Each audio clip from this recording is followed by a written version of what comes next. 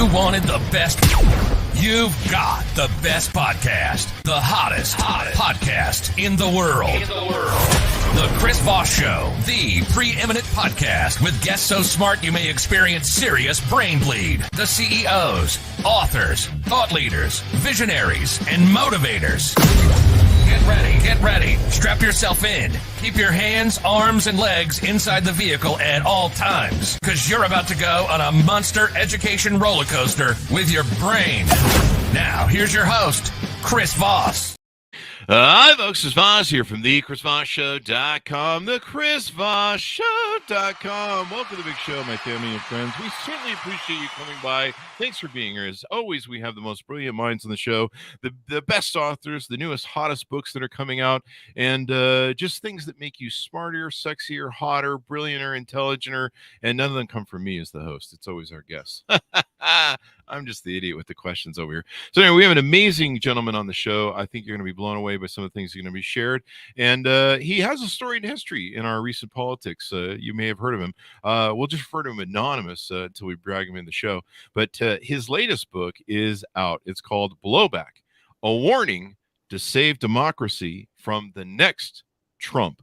Miles Taylor, formerly known as Anonymous, is on the show with us today. If you recall, several years ago, there was a New York Times article that came out, and it was written by someone called Anonymous. There should be like a bigger sound bite there. Anonymous and some echo or something. I don't know. Just imagine it happened.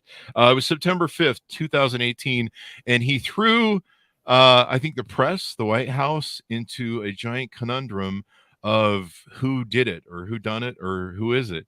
And I think at one point they were talking about doing lie detector tests in the White House and everything else. So he escaped detection for some time, and then he eventually wrote his other book, A Warning, by Anonymous, the full book that expanded from the New York Times thing.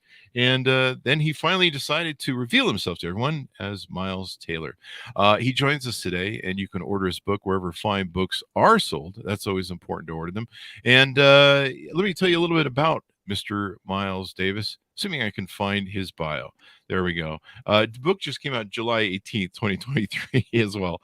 Miles Taylor is a national security expert who works in Washington, D.C. He previously served as the chief of staff at the U.S. Department of Homeland Security, where he published the anonymous essay in the New York Times, blowing the whistle on presidential misconduct. Wait, there was some presidential misconduct that went on recently, or last couple of presidencies, whatever. He later published the #1 national bestseller, A Warning, and revealed himself to be the author. And he launched a campaign of ex-officials to oppose Donald Trump's reelection, and it worked. You got the last laugh on that. Well, you got one of them. He has another shot at it. He worked as an advisor in the George W. Bush administration on Capitol Hill as a CNN contributor, and is the co-founder of a DC-based charter school and multiple democracy reform groups. He received his MPhil. Is that how I pronounce it, or is it MP? Master of Philosophy. Yeah, oh, wow. MPhil. Wow. Jeez, wow. The show just went up a notch or two. I'm the master, Chris. You are. That's why we have guests, because I'm the idiot. So you received those in international relations, Oxford University. We just had someone from Oxford on the other day as a Marshall Scholar and BA from Indiana University as a human Harry S. Truman Scholar. My brain currently left for Friday over the weekend. Welcome to the show, Miles. How are you? Great to be with you. Thanks for having me, Chris, and I'll see you later. That was a great show. There you go. It was a wonderful show. So welcome. Give us your .com so you can find you on the interwebs, please. Yeah. Well, the only place they can find me is, actually, I'm on all the things now, Instagram and Threads and Twitter, all the same, thank goodness, at Miles Taylor USA. So, come follow along this wild ride. But, and it has been a wild ride, Chris. I mean, look, I'll say, as far as Anonymous is concerned, I think there's probably a reason Bruce Wayne never took off the mask, because, he didn't want to disappoint people. And I think that's one of the, there's somewhere down on the list of things that happened after I revealed myself. Maybe it's 22 or 23 on the list, but you end up finding out that everyone thought it was someone else than it actually ends up being. I think that's the reality when someone takes the mask off. Well, I mean, Bruce Wayne's kind of cool, Oh, Why not Bruce Wayne's real Batman? cool. I mean, see, Oh, I'm no Bruce Wayne. I mean, he oh, should have a little more self-confidence. He takes the mask off, and he's like this very attractive billionaire that yeah. everyone loves. I can't claim either of those things. That's why I do more podcasts than I As do. long as you don't say you're like Superman, because Clark Kent was kind of a nerd. So I'll tell you something that's kind of funny is when I look on Amazon and I see your book Anonymous, it says follow this author and his name is anonymous, but it has your picture beside anonymous. So I thought that was kind of funny. That obviously wasn't the case when it first came out. Exactly, They exactly. have But since now they they've have thrown since your updated picture it. on That there. would have been that would have been a really bad way to keep the mask on. Is here's his face, but we won't give you Yeah. a name. It's like Bernstein and Woodward, and they're like, "Here's a photo of Deep Throat." Oh shit! So, what motivated you want to write this latest book, Blowback? What's going on in the world? Is there something happening that we should know about? Yeah, well, it's a good question, Chris. I will tell you very honestly, I didn't want to write this book at the get-go. In fact, I wanted to be done with politics. In fact, I never intended to go into politics at all. I'd never worked on a political campaign in my life, and I went into government to work on public policy and national security after 9/11. And that was what I wanted to do for my whole career. I'm a lifelong conservative. I wanted to be within the Republican side, work for Republican presidents, protect the country against bad guys. That's what I wanted to do. But witnessing Donald Trump up close and ending the administration as his chief of staff at the Department of Homeland Security, I saw a lot of him behind the scenes. I was really alarmed by what I saw, and he wanted to do things often that were immoral or unethical and frequently illegal. And I felt like I needed to sound the alarm about that. Now, since coming forward, I very naively hoped and thought we would just move beyond the Trump era and that my party would go back to how it was during the Bush years. And, we small government conservatives would be in the same battles we'd always been against Democrats. But Trump hasn't gone away. And in fact, he remains in a commanding lead in the presidential primaries. And I felt like it was really important to paint a picture for people of what it will look like if he becomes president again, whether you love him or whether you hate him, to paint that picture so that we can make a smart choice before we decide who's going to be the next president of the United States. And the portrait came out to be pretty grim, Chris. Really? Because the first time Yeah. it worked out so well. There was that whole Yeah, party I they know had most on people January had a 6th. blast. Well, and I'll tell you, look, I arrogantly thought I knew how bad it would be in a second term. Hell, I'd already written one book about it called A Warning, and I was warning people, do not reelect this man.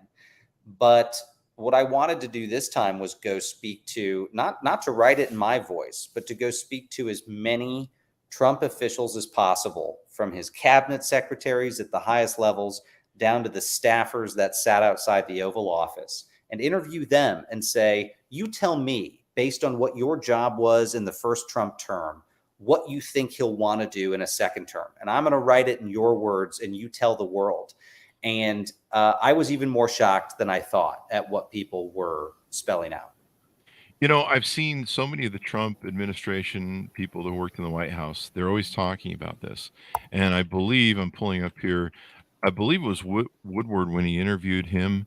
And it was either Bernstein or Woodward, but I'm pretty sure it was Woodward. But he was telling him, "You will know me in my second term," and he kept telling him that, and that was chilling to me. And then we've heard so many people from the Trump administration that worked inside of it say there were things we talked him out of that's too much shocking shit, but you can get away with that in your second term, and that's a little too much. And I wish there was more of a documentation on what that actually was. Like I'll hear it on CNN. I'll be like, hey, what was it, man? Tell me. So I think it's good that we're talking about this so we can paint a picture of the future maybe and set the alarm. Well, one of the people that I spoke to for the book, and I did about 100 interviews with ex-Trump officials. One was John Bolton, who, of course, had been Trump's national security advisor. And Bolton has this quote in the book, and he said, look, the damage Trump did in his first term is repairable, but that a second MAGA administration would do damage that is not repairable, especially in a White House surrounded by what he called fifth raters, low-level, low-quality staff. In Bolton's view, and in the view of a lot of these folks that I spoke to, it just will not be experienced public servants and lifelong conservatives that will go in. It will be Trump lackeys and an island of misfit advisors that come in to run the federal government. And, if you thought the first term was bad, you ain't seen nothing yet, because when those guardrails are gone, it's going to be no holds barred. And in fact, Stephen Miller told me, Trump's immigration advisor, he said it will be, quote, a shock and awe blitz in a second term. Wow. And I think he's, you probably wrote this and it's been in the can for a while. Our book folks, usually you write these books and they're kind of stuck in that waiting for the publication date. There's been a couple things that come out since. Like, what are some of your thoughts on? I think didn't he outline some things, or they outlined some things about what their plan is for the new thing, and it's very fascist. Like they want to get rid of everything. All the government employees. Well, okay, Mussolini. Yeah, I mean, look, you can't make this stuff up. And, Chris, I'll say you're right. You write a book and then you finish it, and sometimes it takes 3, 6, 9 months to come out after you're done because of the publishing process. So I'd written all of these things about how the second term of Donald Trump, if he's reelected, will be all about revenge. And what he will try to do is systematically use every department and agency under him to get revenge against his rivals. And I was worried about that message, frankly, because even though I cite dozens and dozens of Republicans who served under him saying this, it still sounds extreme. Mm-hmm. And true to form, Donald Trump came out recently and very publicly said, in a second term, I will be your retribution. I will be your revenge. And since then, there's been a lot of fantastic reporting from the New York Times and others documenting, again, in their own voices. These are not anonymous sources. These are people saying that they are planning a systematic effort in a second term to essentially create what I would call a playbook of persecution. How do we use the Justice Department to go prosecute our Democratic rivals? How do we use the Department of Education to kick migrant kids out of U.S. schools, to punish them and their parents for being undocumented, and on down the list? So if that recent reporting is the tip of the iceberg, I would say what this book is, what Blowback is a detailed map of everything below the waterline to show you really how big that iceberg is. There you go. I gave the book to my mom. She usually gets like the books that get delivered to the thing, take them over to her, and she's just like horrified. It's like, oh my God, you've got to get this on air. You've got to get it. This book is, and I'm like, she's like, do you know about all this? I'm like, yeah, a lot of it. I follow the news. Well, Chris, this was actually a big conspiracy theory from the beginning to scare your mom. So me and some of your friends got together a few years ago and they said, could you write a book and we'll just scare the shit out of Chris's mom? And I said, yeah, I'll do that. Chris's mom has got it going on. There you go. Not sure what that means. Maybe I'm not sure about that reference. Anyway, so tease us out any tidbits you want to do. And I think one question I have for you set up too. Are you thinking about doing a dual road show with Chris Christie? Because sounds like the two of you are playing the same game, calling out Trump. Well, I think it's been really interesting to watch Christie. I mean, look, Christie was someone who politically was a very vocal defender of Donald Trump for the longest time. I mean, the difference between Chris and I is that, I didn't vote for Trump. I was not a Trump guy, and I never publicly defended him. But I went into the administration because I think a lot of us were scared shitless about what would happen to the federal government. A lot of Republicans, we went in to do that. But Chris has taken a very powerful turn, and he's out there on the campaign trail just pummeling Trump.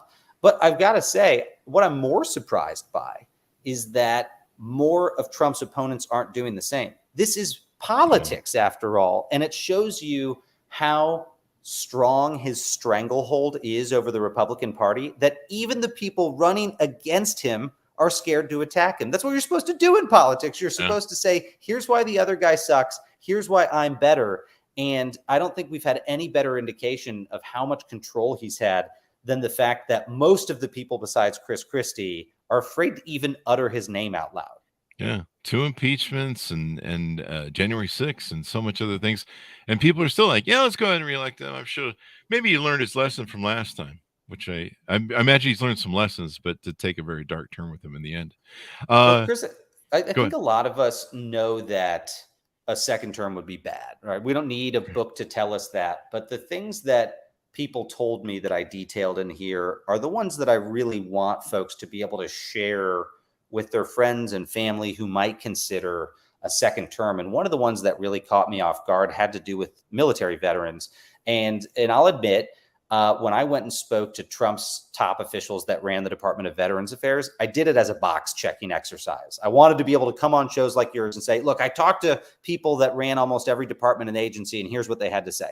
And I didn't think they would tell me a lot of controversial things about the VA. You know, the Department of Veterans Affairs does a good thing. It takes care of veterans. It may do it inefficiently as a big government bureaucracy, but like, look, caring for our veterans is not controversial.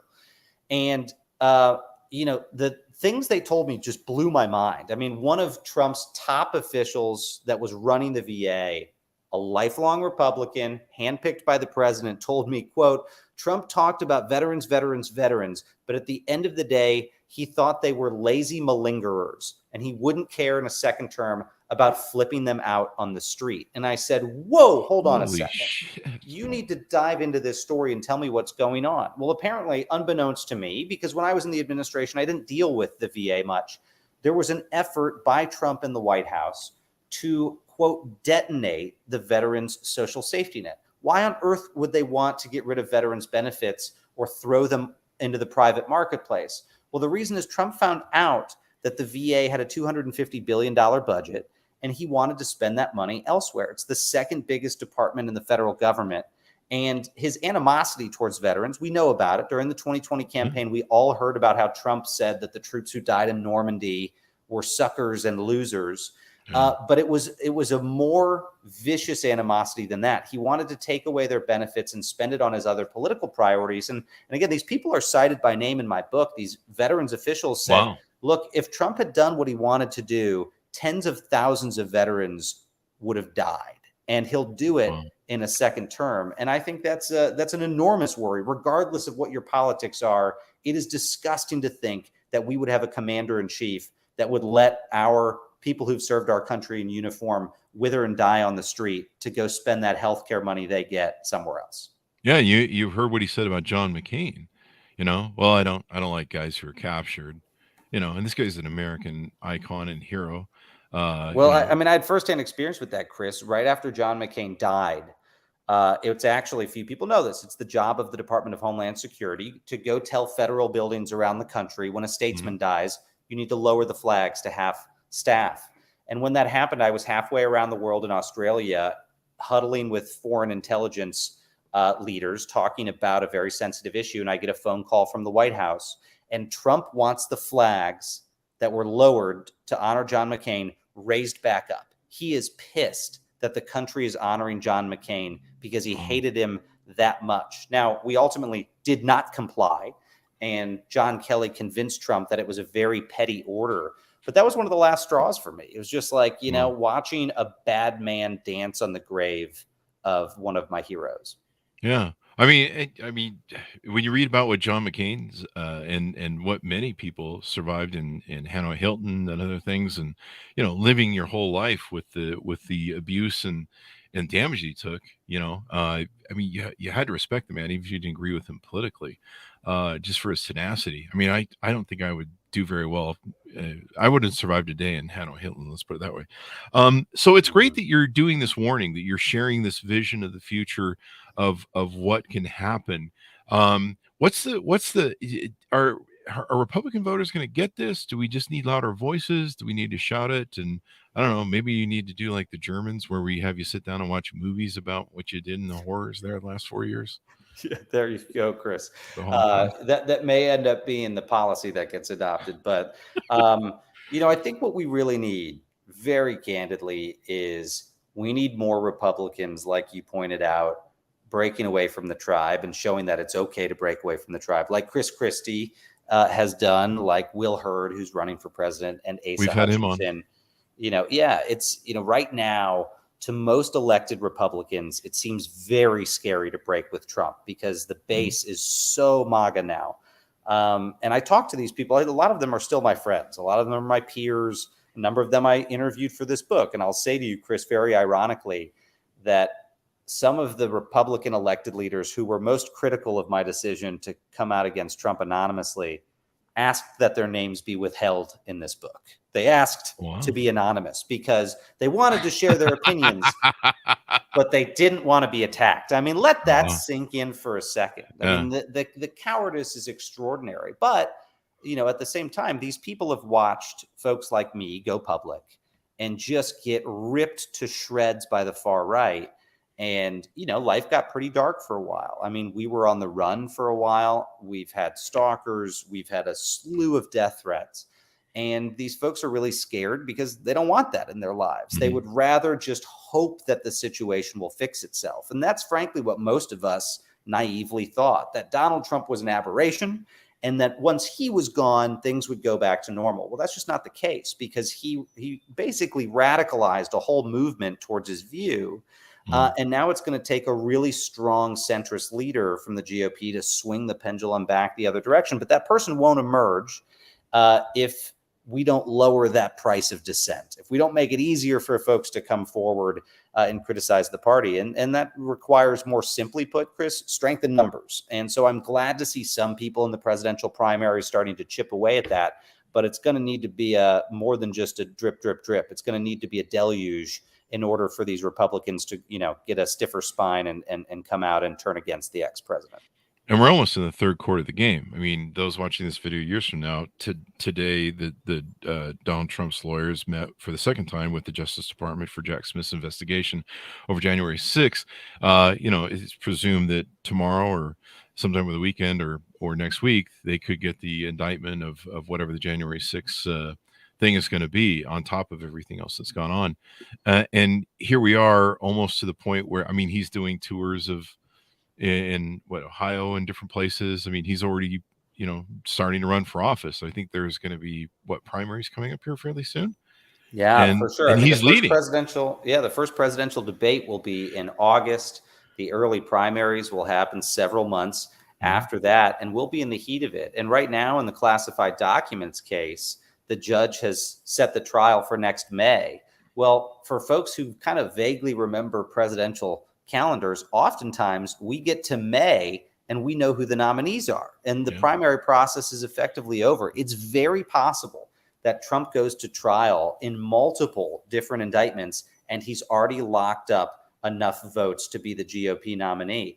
Then not only will the Republican Party be in crisis, but the country may face some sort of constitutional crisis if the man is elected and justice has not yet been handed down. And there's more than a non-zero chance of this happening. There's a very significant chance. And what I've been saying a lot recently to try to get people to wrap their heads around it is go look at what the betting markets say. Not that the betting markets have a crystal ball, but the betting markets are a good proxy for how the people are feeling.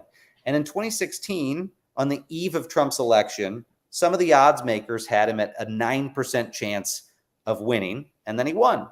Right now, and I just checked, he's got more than 3 times the odds of winning the presidency right now than he did on the eve of actually pulling it off in 2016. So that just goes to show you, despite every controversy, and he's easily been the most controversial president in American history, despite all of that, he's 3 times as strong in a sense as he was in 2016 electorally. I think that is the wake-up call people need to hear and share with their friends and family is we can't wish this thing away. If you don't want it to happen again, it requires really actively convincing people to get out there and be a part of the democratic process to steer us a different direction. And as a conservative, I want nothing more than the Republican Party to just go back to normal, damn it.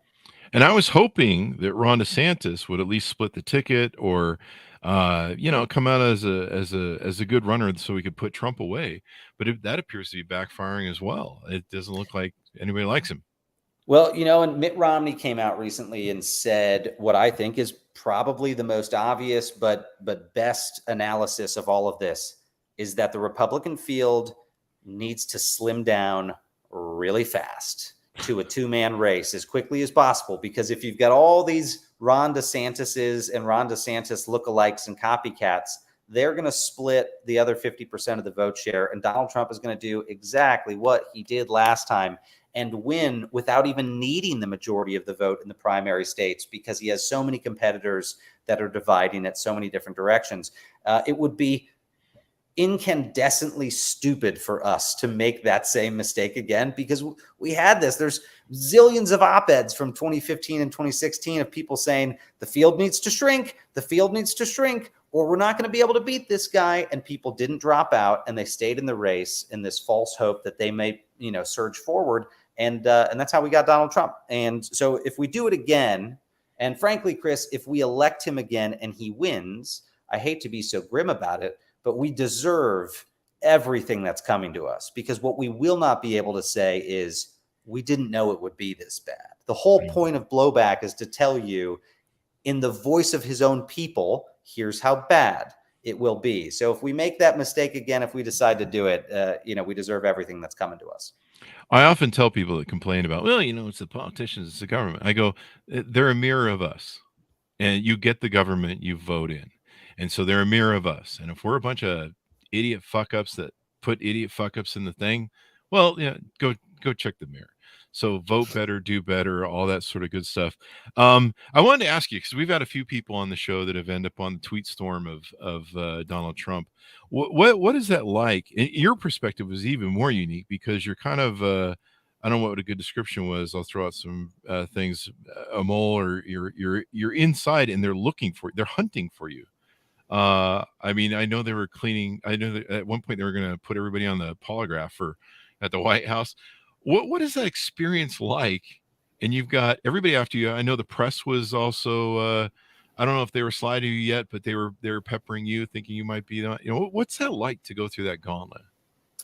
Yeah, I went into it pretty clear-eyed. I knew it was going to be a frenzy. And partly that was one of the reasons I did it, Chris, because I knew if I sounded the alarm by just quitting my job and speaking out about Donald Trump, he would immediately do what he always does very effectively, I might add, which is he redirects the focus onto the person and just rips him to pieces. Yeah. And then everyone forgets about what the original message was, and they just pay attention to the UFC brawl that's now in front of them. I didn't want to give him that opportunity. I wanted to deprive him of the thing he loves the most, which is the opportunity to brawl with the messenger, because he wins that fight every single time. And he doesn't win it on the merits. He wins it with a really hard headbutt with his orange head. And so I wanted to write this anonymously so he would have to contend with the message. And the message was, your own cabinet thinks you're incompetent. Your own cabinet is so scared of you that we've had conversations about, if it gets any worse, we'll have to invoke the 25th Amendment, and your people think you might need to be removed because you're so unstable. And every day, your team is working to put your illegal ideas back in the box. Now, I want to be clear. What this was not was a group of people resisting the lawful orders of a commander-in-chief. It wasn't a coup. It wasn't treason. If Donald Trump said, I am president, we will do X, and it was legal, people did it. What we're talking about is his frequent inclination towards illegality and people trying to prevent those sorts of things from becoming law. So that's why I did it. But it was frenetic. And I actually, Chris, didn't understand the full scope of it until after the administration ended. And Stephanie Grisham, who had been Trump's communications director, press secretary, came to me and she said, Miles, you have no idea how much this drove him crazy. She said, for years, every meeting, even after you left government, and she didn't know I was anonymous at the time. She said, for years, he would sit there in meetings and he would look around the room and he would say, do you know who Anonymous is? Who is it? Do you know who Anonymous is? It drove him bananas. But I think in a sense that proved my point, Chris. It proved my point because this guy is so allergic to criticism, First Amendment protected criticism, that it's the best display of his autocratic tendencies. And as soon as I released that op-ed, he treated in all caps, treason, ? And he demanded that the New York Times hand me over for, quote, national security purposes. When I unmasked myself, he sent the Justice Department after me. Again, to be clear, all I had said was the president's people think he's an idiot and that he's dangerous. That is not illegal. That's what we call First Amendment protected speech. But he wanted to find a way to put me in prison because of that. That's the type of thing he won't be told no about in a second term. Well, he can go talk to some people in prison now, as far as I'm concerned. So there you go. But we'll see how this all plays out. I mean, what could go wrong, right? Yeah. Let's just play a little. That's the whole roulette with reason for your democracy. book, Blowback. What could go wrong? So there you go. Well, Miles, it's been wonderful and fun to have you on the show. I would imagine you're not getting any Christmas holiday cards from the Trump and Melania household, I guess. I'm going to see if they want to. I'm going to see if they want to do my place or their place. We haven't settled on that yet. Yeah. There you go. Well, your place looks nice in the background. It doesn't have that tackiness. Yeah. I think we could all fit in this bed together. Yeah. It'd probably bring over Stormy Daniels. Anyway, thank you very much for coming on the show, Miles. We really appreciate it. Chris Voss, you're a legend. Thanks, my friend. Thank you, sir. Give us your .com too. Let me get that in there. So the plug there. Yeah. If you can find me on social media at Miles Taylor USA on Twitter, Instagram, and on Threads. And you can also check out this new podcast we launched with iHeartMedia called The Whistleblowers. So would love for folks to check that out and to pick up a copy of the book Blowback. So it seems obvious, but you're probably going to have some of the whistleblowers on there and stuff, and the people that call out all the bad stuff. Maybe. I don't know. Oh, I lost you for a second, Chris. Oh, are you gonna have all the whistleblowers on there and people to do all that? It's a 8-part series, very, very highly produced, back in time storytelling. And I just say I actually was very flattered that they asked me to do it. It's helping tell other people's whistleblower stories, and they are gripping, they are raw, they are emotional. These are intense stories of whistleblowers from inside the government. So I hope folks get a chance to check it out. There you go. Did anybody else know that you were the one, or did you keep it secret from every single person? Because I managed in the town where you can keep almost nothing secret. I managed to keep it, except for the 2 people at the New York Times were aware, and there was a document in a locked vault that had my signature on it. Wow. But otherwise, we largely had kept that under wraps. But look, at the end of the day, I felt like it would be cowardly to keep the mask on, and that before people went to the polls, I wanted to take that mask off and say, we need to own our criticisms in our own names. Now's the time for people to come forward. And shit, Chris, it looks like we're all going to have to do that again. I mean, we're all going to have to come forward again in the lead up to 2024 to protect this country. So I hope folks will. I hope they will too. Thank you very much for coming on, Miles. Thanks, Miles, for tuning in. Order up the book wherever fine books are sold. Blowback, a warning to save democracy. Democracy is pretty cool. We should probably keep it around to save democracy from the next Trump, July 18th, 2023. Thanks, Miles, for tuning in. Be good to each other. Stay safe. We'll see you guys